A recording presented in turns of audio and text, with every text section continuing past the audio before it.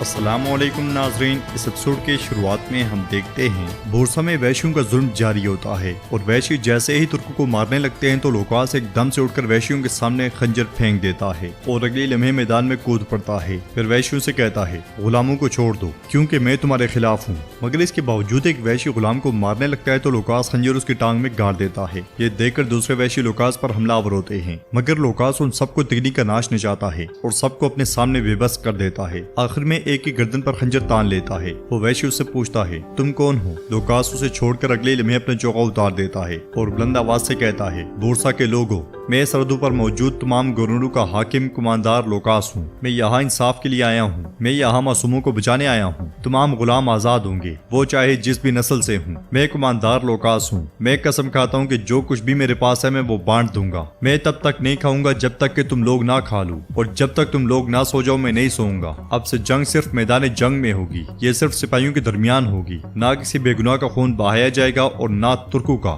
میں کماندار لوکاس ہوں، میں یہاں پہ رحم اور انصاف لے کر آیا ہوں۔ یہ سنتے ساتھ ہی لوگ کماندار لوکاس زندہ باد، کماندار لوکاس زندہ باد کے نعرے بلند کرتے ہیں، اور لوکاس جیسے ہی آگے بڑھتا ہے تو اس کا سپاہی اس کے پاس آ کر کہتا ہے کماندار لوکاس خلیفہ کا وزیر سرحدوں پہ آ رہا ہے۔ تو لوکاس مسکراتے ہوئے کہتا ہے اچھا تو خفیہ دستے بھیج دو، وزیر آج رات مر جائے گا۔ یہ کہتے ساتھ ہی لوکاس آگے بڑھ جاتا ہے۔ ادھر جنگل میں آئیکود بران کے ساتھ موجود ہوتا ہے، جبکہ البائی جاڑیوں میں چھپ کر انہیں دیکھ رہا ہوتا ہے۔ اس لیے میں عثمان صاحب ان کے پاس پہنچتے ہیں اور کہتے ہیں سپاہیوں میرے پاس ایک اہم معلومات ہے، خلیفہ حضرت کا وزیر عمر ان سرزمینوں میں آ رہا ہے۔ بران پوچھتا ہے میرے حضور عظیم وزیر یہاں کیوں آ رہے ہیں؟ جواباً عثمان صاحب کہتے ہیں ہم جان لیں گے، لیکن کچھ ٹھیک نہیں لگ رہا۔ ہر کوئی انہیں اپنی سرزمینوں میں مدعو کرنا اور خود کو مشہور کرنا چاہے گا، تمہیں جب وہ مل جائے تو اسے ہماری سرزمینوں میں مدعو کرنا۔ اس کے ساتھ ہی وہ اپنے اپنے راستے روانہ ہو جاتے ہیں اور البائیوں نے غور سے دیکھنے لگ جاتا ہے۔ ادھر ندی کے کنارے وزیر عمر کا قافلہ ٹھہرا ہوتا ہے۔ وزیر عمر اپنے سپاہی سے پوچھتا ہے کیا جس رائے میں ہم رہنے والے ہیں وہ تیار ہے؟ جواب میں سپاہی کہتا ہے جی ہاں وزیر حضرت۔ اس کے ساتھ ہی وزیر بیٹھ کر دودھ پیتا ہے اور اللہ کا شکر ادا کرتا ہے۔ پھر آگے بڑھتے ہوئے کہتا ہے ہم سب سے پہلے کارسے صاحب سے ملیں گے، اس کے بعد جاندار صاحب، اس کے بعد گرمیان صاحب سے ملیں گے۔ یہ سن کر سپاہی پوچھتا ہے وزیر حضرت عثمان صاحب؟ تو وزیر کہتا ہے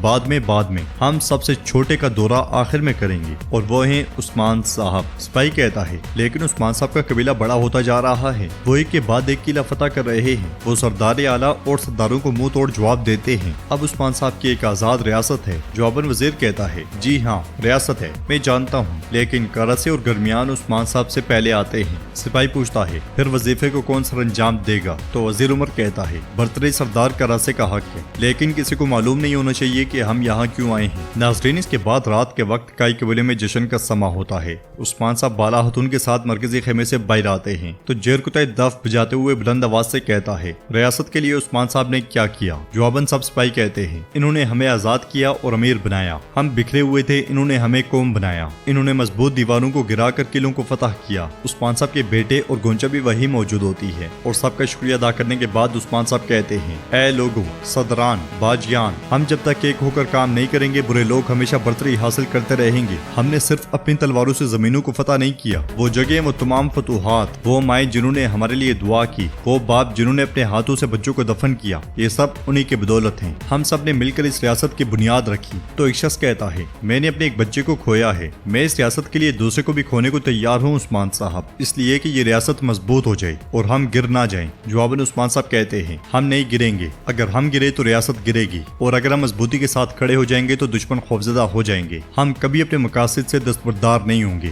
ہم کبھی بھی قرآن کے احکام کے خلاف نہیں جائیں گے۔ یہ سن کر سب لوگ انشاءاللہ انشاءاللہ کہتے ہیں اور عثمان صاحب مزید کہتے ہیں ہر مصائب کے آخر میں جیت کا مزہ چکھنے کو ضرور ملتا ہے۔ اب چلیں میز لگائیں اور سب بیٹھ جائیں، جن کو جو چیز چاہیے وہ لے لیں، ہماری میز مبارک ہو اور ہماری ریاست پھلے پھولے۔ یہ سن کر لوگ عثمان صاحب زندہ باد، عثمان صاحب زندہ باد کے نعرے بلند کرتے ہیں۔ ناظرین اس کے بعد ہمیں بیحان بے کا قبیلہ دکھایا جاتا ہے، جہاں پہ وہ اپنی خاتون کے ساتھ موجود ہوتا ہے۔ وہ ہاتھ میں موجود سونے کے سکوں کو دیکھ رہا ہوتا ہے، پھر کہتا ہے پرسکون ہو جاؤ بیحان، پرسکون ہو جاؤ۔ تو اس کی خاتون غصے میں کہتی ہے بالکل بھی پرسکون نہ ہونا بیحان صاحب، وہ کالی بیوہ بیگم ابھی تک زندہ ہے نا، اس کی 9 زندگیاں ہیں۔ تو بیحان बेहान कहता है खातून काफी है, मगर उसकी बीवी बोलती ही चली जाती है। मैंने सोचा कि ये आखिरी दिन है। यह सुनकर बेहान कहता है इन सरजमीनों पर उस्मान साहब का हुक्म और कानून चलता है। खातून कहती है ठीक है हुजूर, ठीक है मेरे शेर, मगर आप जो कह रहे हैं मैं समझी नहीं। क्या आप उस्मान साहब से वफादारी का अहद करने वाले हैं? इसके साथ ही उनका बेटा सरोजा वहाँ दाखिल होता है और कहता है माँ बाबा सोच रहे हैं दरमियान जानदार का रसे या फिर काई, उनमें से कौन मेरे बाबा की जेबें भरेगा? मेरे बाबा ऐसा सोच रहे हैं। तो बेहान कहता है हम अपने लिए ज्यादा मुनाफा देने वाले का इंतखाब करेंगे, तुम भी मुझे मशवरा दे सकते हो, अक्ल लगाओ अक्ल। खातून कहती है सोचें हुजूर सोचें, आपकी जहानत पूरी दुनिया के लिए काफी है, लेकिन अगर हम कल जरगे में जा रहे हैं तो हमें ताइफ लाने की जरूरत है। मगर बेहान कहता है खातून ताइफ की जरूरत नहीं। खातून कहती है हुजूर क्या ये मुमकिन है?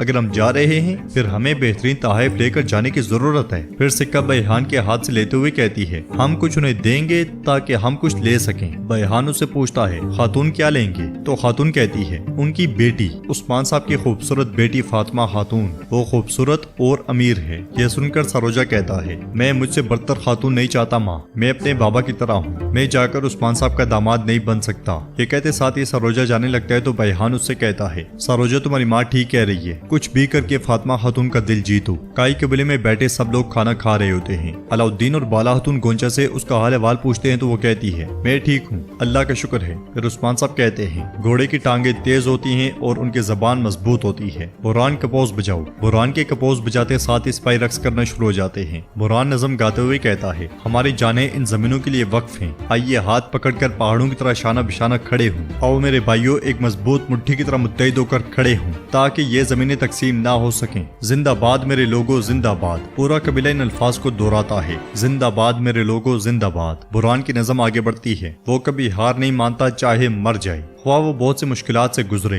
वो बहादुर लोगों की कुर्बानियों के बदले मर सकता है लेकिन हार नहीं मान सकता। कोई तुर्क को शिकस्त नहीं दे सकता, तुर्क कभी हार नहीं मानते। एक बार जब परचम हवा में लहराता है फिर कभी जमीन को नहीं छूता। जिंदाबाद मेरे लोगो जिंदाबाद, जिंदाबाद मेरे लोगो जिंदाबाद। के इसी दौरान गोंचा उठकर चली जाती है। अलाउद्दीन गोंचा को जाता हुआ देख रहा होता है। नज़म के इख्तिताम पर उस्मान साहब सिपाहियों को शुक्रिया अदा करते हैं और आयकू ताकर उस्मान साहब के कान में कहता है हमने वजीर की जगह ढूंढ ली है। तो उस्मान साहब कहते हैं बुरान के साथ जाओ। ये सुनते साथ ही आयकुत और बुरान उठकर चले जाते हैं। उधर गोंचा अपने खेमे में पहुंचती है जहाँ पे गोलचा बच्चों के कपड़े संवारने में मसरूफ होती है। गोंचा उससे पूछती है ये क्या है गोलचा? तो गोलचा कहती है बाला खातून ने ये भेजे हैं, ये उन्होंने अजम खातून के बच्चे के लिए तैयार किए थे। ये सुनते साथ ही गोंचा गुस्से में उससे कपड़े ले लेती है और कहती है गोलचा तुम क्या कह रही हो? मुर्दा बच्चे की कोई भी चीज इस्तेमाल नहीं की जा सकती, क्या तुम नहीं जानती? तुम बदकिस्मती लाओगी। ये कहते साथ ही गोंचा वो सारे कपड़े झूले में डाल देती है और फिर झूला उठाकर खेमे से बाहर की जानिब चल पड़ती है। गोलचा मुसलसल उससे कह रही होती है ऐसा मत करे खातून, ऐसा मत करें। कि इसी लम्हे अलाउद्दीन वहाँ पहुँचता है और ये मंजर देखकर कहता है गोंचा तुम क्या कर रही हो, क्या कर रही हो प्यारी?